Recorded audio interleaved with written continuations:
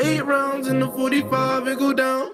8 rounds in the 45, it go down. Yeah, 8 rounds in the 45, it go down.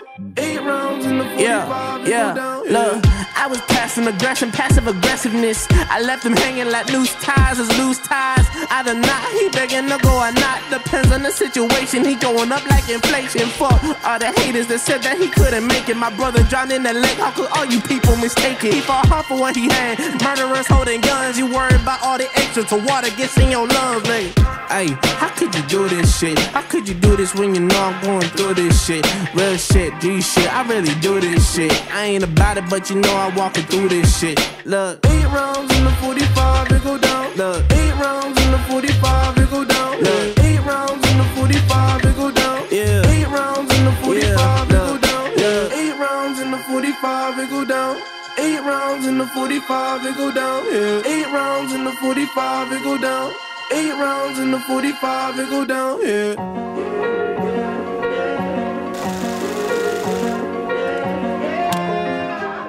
Bagong scooter ni Rusi andito na, the all new Rusi Rush 125. So in this video guys, tatalakayin natin ang bawat detalye ng motor na to, maging ang kanyang presyo. Kaya naman tara, samahan nyo ikutan tong motor na to. Let's go! Ngayon lang ako nakakita ng isang small displacement pero ganito ka premium looking sa personal. The all new Rusi Rush 125 2023 model. So masasabi kong premium siya guys kasi yung pagkaka-paint job sa kanya napakapulido at napakaganda. So dito guys, kung mapapansin nyo, meron siyang color combination na matte black, glossy black, at meron din siyang minimalist na decals. Tingin sa kanyang decals, hindi siya typical na decals lamang guys. Nakikita ko lang tong ganitong pagkakayari sa decals sa mga big bikes.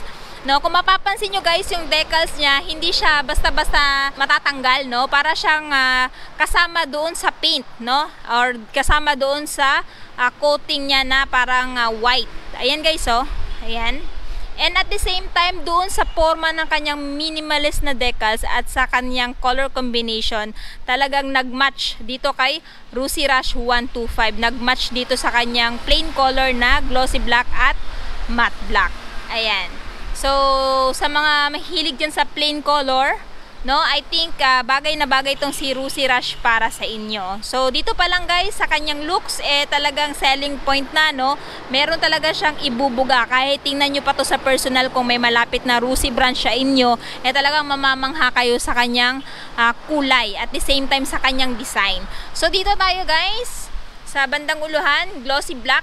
Yung kanyang color dito, matte black. Same lang din dito, matte black. Tapos, ayan, meron siyang lining dito na decals, which is nandoon na sa loob ng kanyang glossy white coating, no? So, kahit anong tanggal nyo dito, dyan, not unless kung sasadyan yung tanggal, matatanggal to. Pero dito, ayan, kasama siya sa kanyang parang transparent coating. So, comment down below anong tawag sa mga coat na ganito guys, kasi hindi ako masyado familiar. Yung sinasabi ko lang naman, yung nakikita ko lang sa mga ganito guys is sa mga big bikes, no? Pero ngayon nakakita tayo sa isang small displacement. Ayan. So, headlight. Ayan guys. Naka-twin na eye headlight siya. Parang may dalawang mata dito guys. And good thing is naka-LED na din siya guys. Sumasabay siya sa modernization ngayong panahon ngayon na lahat ay naka-LED na. Ayan. And dito sa kanyang turn signal is naka-bulb type. Then pansin ko lang din meron din siya parang bulb dito guys na ilaw na para siyang LED. Ayan. I think from high beam, low beam to Kasi itong turn signal light is doon syempre sa kanyang turn signal light. Ayan. Next, suspension ginamit telescopic pa rin. Tapos naka-glossy black pa rin dito na mayroong sticker ni Rusi. Ayan. Tapos pansin ko lang din guys, maging sa kanyang braking system, napakaganda ng disc brake. Ayan, naka-dual piston brake caliper na din siya guys. So kapit na kapit to, no, kung mag-front brake kayo. And pagdating sa kanyang cast wheel, maganda din yung design. So pagdating sa gulong guys, meron po siyang front tire size na 70 by 90 by 14. Ayan. Tube type pa rin po itong isang to. No? So, dito guys, tayo sa bandang gilid. Ayan. Ito yung itsura niya guys sa pinakagilid. Anyway, pop out ko na lang yung kanyang specs. Ayan. So, yung kinaganda din kasi nitong kaya Rusi Rush guys, medyo mababa lang din talaga yung kanyang seat height, maging yung kanyang ground clearance kasi nung sinakyan ko to kanina, lapat na lapat yung paa ko. So, bagay na bagay to sa mga beginners or sa mga lady rider na gusto talaga magkaroon ng isang motor kasi kayang-kaya nyo po itong tungkarin dahil napakababa lang naman po nitong scooter na to. So, ayan, ito yung kanyang side view guys. Again, yung kanyang decals guys, napakaganda. Ayan, dikit na dikit dito sa kanyang fairings, no? Ayan, kasama na talaga siya sa paint, no? Napaka-elegant tingnan sa personal. Tapos naka-emblem pa rin siya guys ng Rush and yung kanyang kulay na glossy black. So, nandito yung apaka ng angkas guys. Pwede mong i-fold kung wala kang angkas. Side stand niya, nandito pa rin. Center stand, yung kickstart. So, dito sa dashboard guys, nandito yung kanyang speedometer. Ayan. Tapos yung kanyang odometer. Turn signal indicator, nandito high beam, low beam. Meron ding indicator dito sa left side. Ayan. High beam, low beam, button. Turn signal switch off. Yung kanyang horn. Tapos dito is may kill switch off, activated. May patayan na din ng ilaw dito ng dashboard. Ayan. Idling. Ito yung electric start. Tapos dito naman, meron siyang dalawang front pocket dito guys na pwede mo paglagyan ng mga coins mo or pamunas ng motor. And yung gamit pa rin sa kanya guys is mechanical key. Ayan. Pagdating naman dito may hook kung saan pwede mo sabitan ng mga anik-anik mo kung mamimili kayo sa palengke. And dito naman, ayan, naka matte black, no? Tapos meron din siyang anti-skid resistant dito kung ipapatong nyo yung paa nyo dito. Ayan. Tapos dito parang naka carbon matte fiber yung design niya dito guys. Tapos matte black at saka yung kanyang glossy black na fairings. Ayan. So dito tayo guys sa kanyang upuan. Pagdating sa upuan guys, medyo malambot naman yung upuan ng driver. Upuan ng angkas medyo manipis. Ayan. Tapos may nakalagay na R, which is yung brand niya. And buksan natin itong kanyang underseat. So yung pagbukas ng underseat niya guys, nandito. Ayan. So, ayan. Pagdating sa kanyang fuel tank guys, mapapamangha kayo kasi napakalaki ng fuel tank capacity niya na 6 liters. Ayan. So, hindi na kayo mabibitin guys sa mahabang biyahe.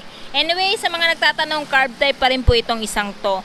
At ang kinaganda pa guys, nandito yung kanyang battery. So, sa baha-baha, hindi maaabot yung battery nyo ng tubig. Ayan. Tapos, meron siyang maliit na underseat storage dito. Pwede nyo mapaglagyan ng maliit na baunan or cellphone nyo. Depende sa inyo guys kung anong gusto nyo ilagay dito. So, ayan. Tapos, nandito yung kanyang grab bar. Tapos, kung gusto nyo mag-upgrade ng top box, pwede din kasi may abang na dito. And pansin ko lang, maging sa grab bar niya guys, napakaganda ng pagkakahulma. Ayan, no? Para siyang M-shape. Ayan.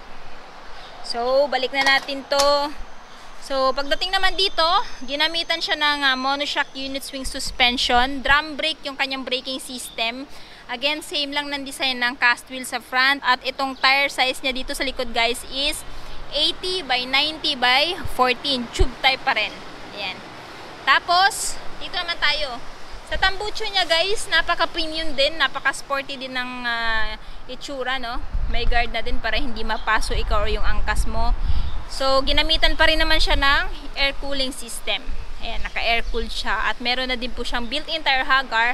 Para nasa ganon, pag idadaan nyo to sa putik-putik, hindi saan-saan tatalsik yung mga putik. So, nandito pa rin naman yung apaka ng angkas. Ayan, apaka ng angkas.